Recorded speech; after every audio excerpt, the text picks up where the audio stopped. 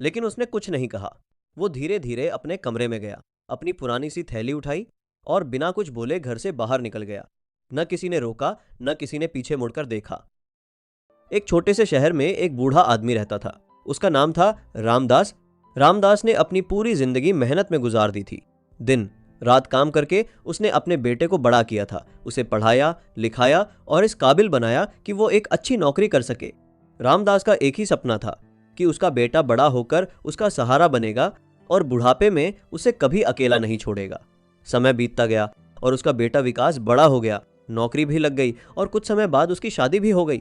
शादी के शुरुआती दिन बहुत अच्छे थे, घर में खुशियां थीं, सब कुछ ठीक चल रहा था। लेकिन धीरे धीरे सब कुछ बदलने लगा। विकास की पत्नी पूजा रामदास को पसंद नहीं करती थी। उसे लगता था कि एक बूढ़ा आदमी घर में बोझ है। वो अक्सर विकास से कहती, तुम्हारे पापा अब किसी काम के नहीं हैं, बस घर में बैठे रहते हैं। शुरुआत में विकास इन बातों को नजरअंदाज करता था, लेकिन धीरे धीरे वो भी अपनी पत्नी की बातों में आने लगा। अब वो भी अपने पिता से चिढ़ने लगा था। रामदास ये सब महसूस करता था, लेकिन कुछ नहीं कहता था, क्योंकि उसके लिए उसका बेटा ही सब कुछ था। एक दिन की बात है, रामदास सुबह सुबह उठकर घर का काम कर रहा था। तभी पूजा गुस्से में आई और बोली, आपको कितनी बार कहा है कि ये सब काम मत किया करो, सब गलत कर देते हो। रामदास चुपचाप खड़ा रहा। विकास भी वहीं था, लेकिन उसने कुछ नहीं कहा। उस दिन के बाद से रामदास को हर छोटी छोटी बात पर डांटा जाने लगा। उसे ताने दिए जाने लगे, हमारे टुकड़ों पर जी रहे हो, कुछ काम नहीं आता तुम्हें, कब तक हमें झेलना पड़ेगा तुम्हें। ये शब्द रामदास के दिल को अंदर से तोड़ रहे थे, लेकिन वो फिर भी चुप था। एक रात विकास और पूजा अपने कमरे में बात कर रहे थे। पूजा बोली, अब बहुत हो गया, या तो मैं इस घर में रहूंगी या तुम्हारे पापा। विकास कुछ देर चुप रहा, फिर बोला, ठीक है, मैं बात करता हूं उनसे। अगले दिन विकास रामदास के पास गया। उसकी आंखों में कोई अपनापन नहीं था। उसने ठंडे स्वर में कहा, पापा अब आप कहीं और जाकर रहिए। रामदास ये सुनकर सन्न रह गया। उसने कांपती आवाज में पूछा, बेटा मैंने क्या गलती कर दी। विकास बोला, आप कोई काम के नहीं रहे और घर में सिर्फ बोझ हो। ये शब्द सुनकर रामदास की आंखों में आंसू आ गए, लेकिन उसने कुछ नहीं कहा। वो धीरे धीरे अपने कमरे में गया, अपनी पुरानी सी थैली उठाई और बिना कुछ बोले घर से बाहर निकल गया। न किसी ने रोका, न किसी ने पीछे मुड़कर देखा। रामदास सड़क पर अकेला चल रहा था। उसकी आंखों में आंसू थे, लेकिन चेहरे पर अजीब सी शांति थी। वो जानता था आज उसका अपना ही बेटा उसे छोड़ चुका है।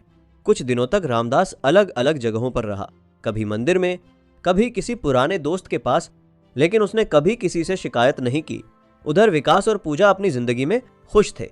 उन्हें लगा कि अब कोई बोझ नहीं रहा, लेकिन उन्हें यह नहीं पता था कि असली सच्चाई क्या है। कुछ समय बाद शहर में एक बड़ी कंपनी का नाम हर जगह चर्चा में आने लगा। लोग कह रहे थे कि एक बहुत बड़ा बिजनेसमैन शहर में आया है, जो यहाँ एक बड़ी फैक्ट्री लगाने वाला है। विकास भी उसी कंपनी में काम करता था। एक दिन ऑफिस में मीटिंग रखी गई। सब लोग एक्साइटेड थे, क्योंकि कंपनी का मालिक खुद आने वाला था। मीटिंग का दिन आया। एक बड़ी गाड़ी ऑफिस के सामने आकर रुकी। सिक्योरिटी गार्ड्स खड़े हो गए। सबकी नज़र उस गाड़ी पर थी। गाड़ी का दरवाजा खुला और जैसे ही अंदर से आदमी बाहर आया, विकास की आंखें फटी रह गई। वो कोई और नहीं बल्कि उसका अपना पिता रामदास था। लेकिन इस बार वो फटे पुराने कपड़ों में नहीं, बल्कि एक महंगे सूट में था, कॉन्फिडेंट और पावरफुल। पूरे ऑफिस में सन्नाटा छा गया। रामदास धीरे धीरे अंदर आया और सीधा चेयरमैन की कुर्सी पर बैठ गया। अब सबको समझ आ चुका था, वो कोई आम आदमी नहीं बल्कि उसी कंपनी का मालिक था। विकास के हाथ कांप रहे थे। उसे अपनी आंखों पर यकीन नहीं हो रहा था। पूजा को जब ये बात पता चली तो वो भी शॉक्ड रह गई। उसे याद आने लगे अपने शब्द, अपने ताने। कुछ देर बाद विकास हिम्मत करके रामदास के पास गया। उसकी आंखों में आंसू थे। वो बोला, पापा मुझे माफ कर दीजिए। रामदास शांत बैठा रहा। उसने कुछ देर तक विकास को देखा, फिर बोला, जब मुझे तुम्हारी जरूरत थी तब तुमने मुझे घर से निकाल दिया। विकास रोने लगा, पापा मुझसे गलती हो गई। रामदास ने गहरी सांस ली, गलती नहीं, यह तुम्हारी सोच थी। पूजा भी वहां आ गई। वो भी हाथ जोड़कर खड़ी हो गई। पापा जी हमें माफ कर दीजिए।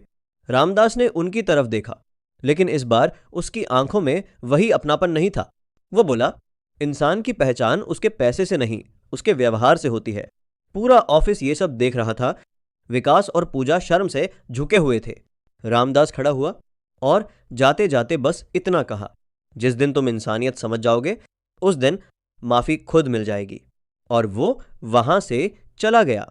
विकास वहीं खड़ा रह गया, आंखों में पछतावा, दिल में दर्द। उसे समझ आ चुका था उसने क्या खो दिया। कहानी यहीं खत्म नहीं होती। ये हमें एक सीख देती है कि कभी भी अपने माता पिता को बोझ मत समझो, क्योंकि जिस दिन वो साथ नहीं होते उस दिन उनकी कीमत समझ आती है, और उस समय सिर्फ पछतावा ही हाथ आता है।